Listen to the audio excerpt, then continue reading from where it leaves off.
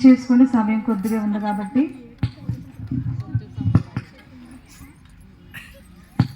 ముందుగా దేవాది దేవునికి నా వందనాలు. ఎందుకంటే పనికి రానటువంటి నన్ను, పనికి కాదండి, పని చేసుకోవడానికి కాదు, ఏ పని చేయనటువంటి నన్ను, అసలు ఉపయోగపడలేనటువంటి నన్ను పనికొచ్చే పాత్రగా నన్ను వాడుకుంటున్నందుకు మొదటగా దేవాది దేవునికి నా వందనాలు. అలాగే ఒక శిల్పాన్ని ఇస్తే సరిపోదు కదా, దాన్ని ఏం చేయాలి కదా, అదే శిల్పానికి క్షమించండి. టైం ఎప్పుడైతే అయిపోయిందని శైలి చెప్తుందో అలా కంగారు వచ్చేస్తుంది. ఎప్పుడైతే రాయిని చెక్కడానికి ఎవరు కావాలి, శిల్పి కావాలి కదా. అటువంటి నా ఆత్మీయ తండ్రి గారికి, తల్లి గారికి హృదయపూర్వక వందనాలు తెలియజేసుకుంటున్నాను. ఇది గొప్ప అంటే శాంతారావు అన్న తనకున్నటువంటి స్టైల్లో చెప్పాడు. అలాగే డేవిడ్ అన్న కూడా ఉన్నటువంటి మాటల ద్వారా చెప్పాడు. అయితే నేను ఎక్కువగా చెప్పాలని ఆశపడలేదు, ఎందుకంటే ఆల్రెడీ శైలి చెప్పింది, గవర్నమెంట్ కరెక్ట్గా వచ్చేది అనేసి. అందరూ సంతోషంగా ఉన్నారు. తెలుసు కదా నేను ఎంత హైట్ ఉంటానో, తెలుసు కదా, తలెత్తుకునేలాగా ఉంటాను కదా, నేను కాదు కదా, పొట్టోడులో ఉంటాను కదా. బైబిల్ గ్రంథంలో కూడా నాకు అద్భుతమైనటువంటి పొట్టోడు ఉన్నాడటండి. చూసారండి మా వాళ్ళు సూపర్. ఎవరండి ఆయన? ఫామ్లో ఉన్నారండి, జక్కయ్య. ఈ జక్కయ్య కంట తన యొక్క ఉద్యోగ రీతి ఏంటండి, ట్యాక్స్ కలెక్టర్. మనకు ఉన్నటువంటి సర్పంచులతో సమానం, ఈ గ్రామ సర్పంచులతో, ప్రెసిడెంట్లతో సమానం ఒక ట్యాక్స్ కలెక్టర్ అంటే. అటువంటి ట్యాక్స్ కలెక్టర్ అంట ఎవరిని చూడడానికి అంట త్వరపడ్డాడు, ఏసైని చూడడానికి వచ్చినాడు. మామూలుగా ఉన్నాడా? తన కోసం చాలామంది జరగమంటే ఏం చేస్తారు, ఇలా చిట్టుకేస్తే జరుగుతారు. తనకున్నటువంటి స్థాయిని మీకు నేను పరిచయం చేస్తున్నాను. ఇది అనేకమైన సార్లు దైవజనులు చెప్పాను, నేను వాక్యం చెప్పాలని ఆశపడలేదు, నాకు ఇచ్చిన గ్రీటింగ్స్. అయితే ఆ జక్కయ్య తనకున్నటువంటి స్థితి నుంచి మేడి చెట్టు ఎక్కేశాడు, చిన్నగా తాడి చెట్టు అంత ఎక్కేశాడు. అంటే నేను కూడా కొన్నిసార్లు సేవకులు ఎక్కించేస్తూ ఉంటారు తాడి చెట్టు. ఎందుకు ఈ విషయం తెలియజేస్తున్నానంటే, పనికి రానటువంటి జక్కయ్య కన్నా దారుణమైన దరిద్రమైన బ్రతుకున్నాను. అటువంటి ఉండరా చెప్తున్నా, అటువంటి నన్ను దేవుడు సేవకుని ద్వారా ఇక్కడికి తీసుకుని వచ్చారు. ఎలా వచ్చాను తెలిసండి, నేను చెప్తానండి. ఇక్కడ ఫస్ట్ బోరింగ్ ఉండేదండి, ఆ పక్కన ఏముంది ఇప్పుడు, చిన్న పాక ఉందా, చదివి చూడమ్మా. అక్కడ బాగా తీసిచ్చినా ఇంతకుముందు ఏముండేది కదా, ఏముండేది. ఇప్పుడు దానికి అందంగా ఇటుకేస్తే ఏమైంది, గోడ అయిందా, సరిగ్గా చెప్తున్నా, నాకే చెప్తున్నాను. ఒక కుండి అయింది, అది దేనికి ఉపయోగపడుతుంది, చూసారా. గొయ్యిగా ఉన్నప్పుడు ఏమవ్వలేదు, 2-4-5 ఇటుకలు కట్టగా దానికి ఏమైంది, ఒక విలువ వచ్చింది. ఇటుక దేవుని యొక్క కృప అయితే, ఇసుక సిమెంట్ సేవకులు వారి యొక్క కుటుంబం ప్రోత్సాహం. ఆమేన్, హల్లెలూయా. పనికి రానటువంటి గొయ్యి లాంటి నా జీవితం అది. ఎందుకంటే విషయం అంటే అది మాట్లాడుకున్న ముందు డానియల్ గురించి మేము మాట్లాడుకొని అన్నా నేను డానియల్ చూసి ఇప్పటికే నేను సంతోషపడతాను. ఎందుకంటే ఆయన ఏం చేసేవాడు, ఆరాధనలో కంజీలు కొట్టేవాడు, ఇలాగ ఊపేవాడండి. అడిగాను లేదన్నా, ఇదే మాట అన్నానండి, కంజీలు పట్టుకొని ఇలాగ ఊపేవాడు. నేను ఎప్పుడు ఒకటే అనుకునేవాడిని, దేవా నీ చిత్తం అయితే నాకు ఆ అవకాశాన్ని నాకు ఇవ్వాలని. దేవుడు ఏం చేశాడు, నన్ను అవకాశానికి నడిపించాడు. రెండోదిగా లిచ్చి బాగా డ్రమ్స్ ప్లే చేస్తాడండి. ఎంత అద్భుతంగా ప్లే చేస్తాడంటే మనందరం కూడా ఇప్పటికీ నాకు రాదు ఆ మెలికలు, అంత బాగా ప్లే చేస్తాడు. అంటే తనకున్నటువంటి చిన్నప్పటి నుంచి నేర్చుకున్నాడు, మేమైతే నేర్చుకోలేదు. వెంటనే లిచ్చి బెంగళూరులో జాబ్ వచ్చినప్పుడు మాకు అవకాశం వచ్చింది. అయితే సేవకులు ఏం చేశారంటే తిన్నంగా ఇలాగే తీసుకొచ్చి పెడతారండి, ఏటో తెలియదు మాకు ఏం చెప్పరు. ఆయన ఇదిగో తమ్ముడు నేర్చుకోండి అని అంటారు. ముందు ఒక స్టార్టింగ్ కీ ఇస్తారు, తర్వాత బండి అంతా డ్రైవ్ చేసి వెళ్ళిపోమంటారు. ఎందుకు ఈ విషయాన్ని తెలియజేస్తున్నానంటే ప్రోత్సాహం. చెప్పాను కదండి, నా బతికేంటది, గొయ్య, పనికి రానటువంటి గొయ్య ఇప్పుడు బాప్తీసం ఇచ్చే కుండీగా మారింది. ఇది నిజమైన రక్షణ. చూడండి, లోక సువార్తలు ఉంటుంది కదండి, ప్రజలందరికీ కలగబో సంతోషకరమైన సువర్తమానము. ఇది ఎందుకో తెలుసా, నేడు మన యొక్క ఇంటికి ఏమొచ్చింది, రక్షణ వచ్చింది. నా బ్రతుకు కూడా ఒక రక్షణ వచ్చింది. ఒకప్పుడు నేను మీకు తెలియదు, నిజమైన సాక్ష్యం చెప్తున్నానండి. ఏంటంటే గొడవలకు వెళ్ళి సెటిల్మెంట్లకు వెళ్ళేవాడిని నేను. 2-3 బీరికేస్ వేసేళ్తారని కొట్టేశారు. ఇక్కడ జైలుకి వెళ్ళిపోయి పేరు కూడా నాది నోట్ అయిపోయింది. అలాంటి వాళ్ళకి గవర్నమెంట్ జాబ్ ఇవ్వరు. అటువంటి స్థితి నాది. మా అమ్మ చూసి నన్ను ఏమనేదంటే, నువ్వు చచ్చిపోతే బాగున్నావు, బతికుండి వేస్ట్ అనేది. అటువంటి సెటిల్మెంట్ గొడవలకు వెళ్ళేవాడిని నేను. మా చెల్లి రణస్థలం వస్తే నేను మడ్డానికి తిట్టేవాడిని, ఎందుకంటే నీకు బుర్ర పని చేయదా, దేనికి, ఎందుకు అని. ఈరోజు నేను వెళ్తుంటే మా వాళ్ళు తిడుతున్నారు నన్ను. ఎందుకో తెలుసా? దేవుడు అంటే అంత ప్రేమ. ఇంకొక విషయం తెలియజేయాలని ఆశపడుతున్నాను మీ అందరికి. వాక్యం అనేది చిన్న మాట చెప్తాను. మత్తయి సువార్త 23వ అధ్యాయము 12 వచ్చిన ఒక్క మాట చదువుతారా? ఇదొక్కటే నా సేవకులు మాకు నేర్పించారు, నాకు కానీ డేవిడ్కి కానీ శాంతారావునికి కానీ మాకు నేర్పించినటువంటి మాట. అక్కడ ఉన్నటువంటి ప్రభు అయినటువంటి యేసుక్రీస్తు నా సేవకులకు నేర్పించినటువంటి మాటే ఈరోజు మాకు నేర్పిస్తుంది. ఏంటమ్మా? తను తాను హెచ్చించుకున్నటువంటి వాడు తగ్గింపబడును, తను తాను తగ్గించుకున్నటువంటి వాడు హెచ్చింపబడును. ఆమేన్, హల్లెలూయా.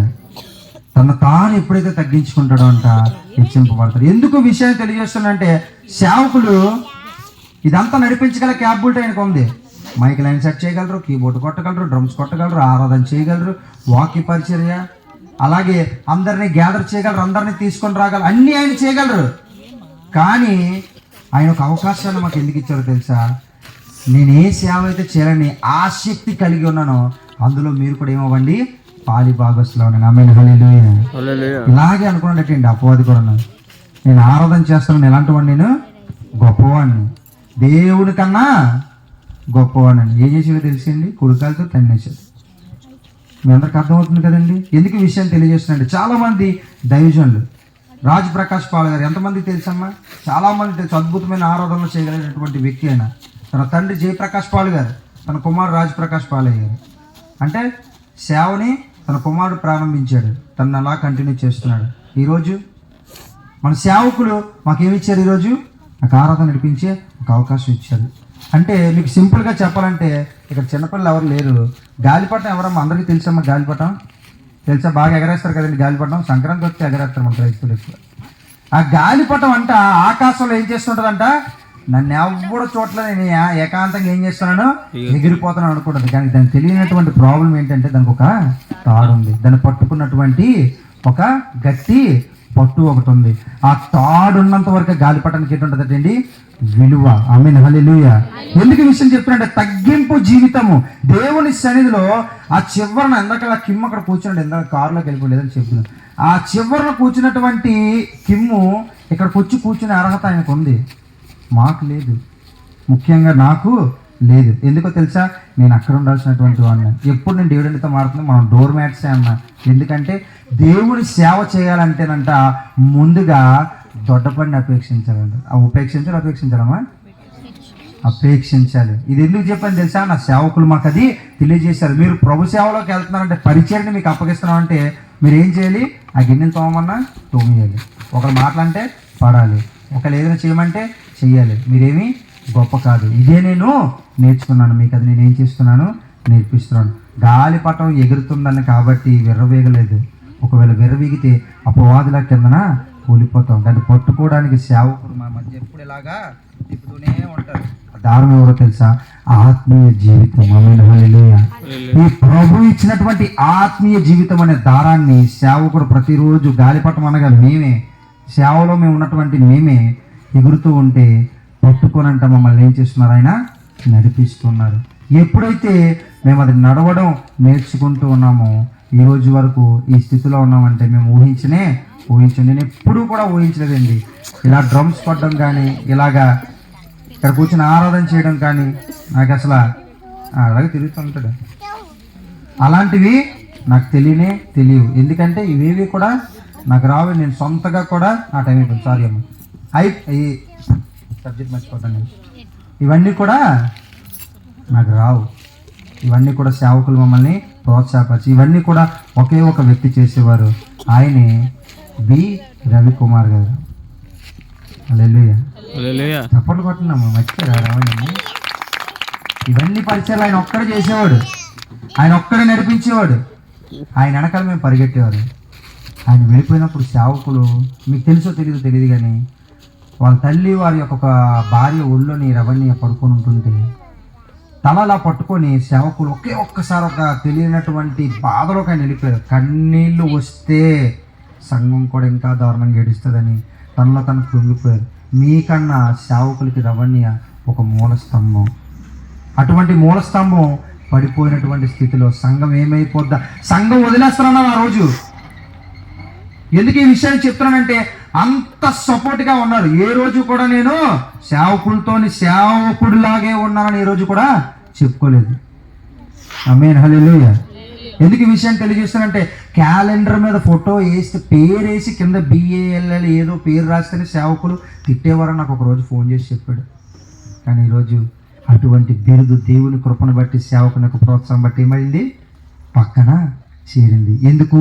తగ్గింపు జీవితమును కలిగి ఉన్న. అటువంటి జీవితమును ఎవరు నేర్పించారు? ప్రభు అయినటువంటి యేసుక్రీస్తు. ఆయన ఏం చెప్పారు? తనను తాను తగ్గించుకొనబడినటువంటి వాడు హెచ్చింపబడను. అలా హెచ్చింపబడాలంటే ముందుకు మనం ఏం చేయాలి?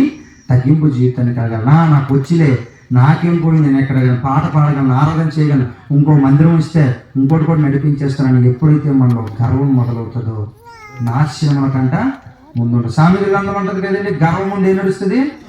నాశనం. నాశనం ముందు గర్వం. ఈ రెండు పక్క పక్కన ఉంటుంది. అపవాదికి చాలా దగ్గర బంధువులు, ఇద్దరు పిల్లలు అనమాట, గర్వము నాశనం కూడా. కాబట్టి అటువంటి వారిగా మేము లేవు. ఈ రోజు వరకు కూడా మేము ముగ్గురు, మాకు ఇచ్చినటువంటి ఈ పరిచయం బట్టి సేవకుల దగ్గర మేము ముగ్గురు ఎప్పుడు కూడా నాకు ఎప్పుడు కొట్టుకోలేదు. సేవకులకి మా మీద ఇక్కడ కూర్చుని ఆయన పక్కన కూర్చుని అర్హత నిజంగా చెప్తున్నానండి లేదు, రాదు. మేము ఎప్పుడు కూడా అక్కడ ఉన్నటువంటి వారు, మీకన్నా అనుకున్నటువంటి వారు. ఎందుకంటే శైలు లాగా ఆరాధన మేము చేయలేము, జోసఫ్ లాగా కీబోర్డ్ నేను కొట్టలేను, జాన్ లాగా డ్రమ్స్ నేను ప్లే చేయలేను, సేవకులు చెప్పినటువంటి వాక్యాలు నేను చెప్పలేను. దేవుడు ఇచ్చినటువంటి కృపను బట్టి జక్కై ఎలాగైతే పట్టుకొని ఏలాడుతూ ఏసైని చూడాలనుకున్నాడు అటువంటి వాక్యాన్ని చూడటానికి నేను ఇక్కడికి వచ్చాను. ఇదే నిజమైన రక్షణ. ప్రభువు వార్త, సువార్త దూత ద్వారా ఉన్నటువంటి గొర్రెలకు ఎలాగైతే అందిందో ఈరోజు అటువంటి వార్తని పట్టుకొని మన దైవజనులు వచ్చారు. ఒక్క మాట నేను చెప్పేసి ముగించిన. ఇదిగో ఈ పట్టణములో ఎవరున్నారు? ఇది గుర్తెట్టుకోండి.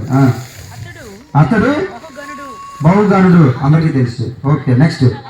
అతడు ఏ మాట అయితే చెప్తారో ఆ మాట నెరవేరును. ఆమేన్, హల్లెలూయా, హల్లెలూయా. నెక్స్ట్. మనం వెళ్ళవలసిన మార్గమును ఆమేన్, హల్లెలూయా. ఈ పట్టణంలో ఎవరున్నారు మనకి? ఆర్ శ్యామ్ విజయ్ కుమార్ గారు ఉన్నారు.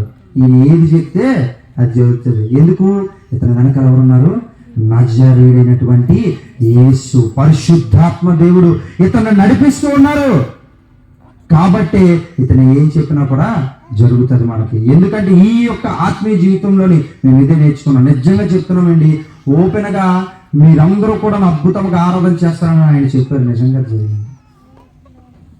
అసలు నాకు ఆ వ్యాన్ డ్రైవింగ్ ఎంతమందిని వేసుకొని రావడం చాలా భయం. జోసఫ్ కన్నా నాకు చాలా భయం. కానీ ధైర్యం ఉండి నన్ను ఏం చేస్తున్నారైనా నడిపిస్తున్నారు. ఇటువంటి దైవజనులు మనకున్నట అరుదు. అటువంటి అవకాశానికి ఇచ్చినటువంటి మరొకసారి మొదటగా దేవాది దేవుడికి నా హృదయపూర్వకంగా చెల్లించుకుంటున్నాను. అలాగే నా ఆత్మీయ తండ్రికి నా హృదయపూర్వకంగా చెల్లించుకుంటున్నాను. ఇది చాలా తక్కువ, చిన్న మాట.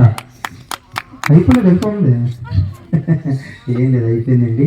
అన్నీ చెప్పిన తర్వాత లాస్ట్లోనే పెళ్లి చేసుకోవడం బాగోదు కదా. నా సేవకురాలు పెళ్లితో పోవచ్చునే ఉంటుంది, కానీ క్షమించండి. ఎందుకు ఈ విషయం తెలియజేస్తుందంటే సేవకులతో పాటు సేవకురాలు లేకపోతే సంఘం ముందుకి ఒక కాలు వేసుకొని నడమంటే నడగలదండి, 2 కాళ్ళు ఉండాలి కదా.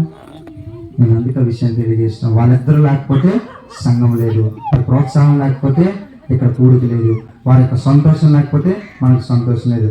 మనం నవ్వితే వాళ్ళు నవ్వుతారు, మనం ఏడిస్తే వాళ్ళు ఏడిస్తారు, మనం సంతోషంగా హల్లెలూయా చెప్తే వాళ్ళు సంతోషంగా ఆత్మీయ జీవితం ఎదుగుతారు. ఆమేన్, హల్లెలూయా.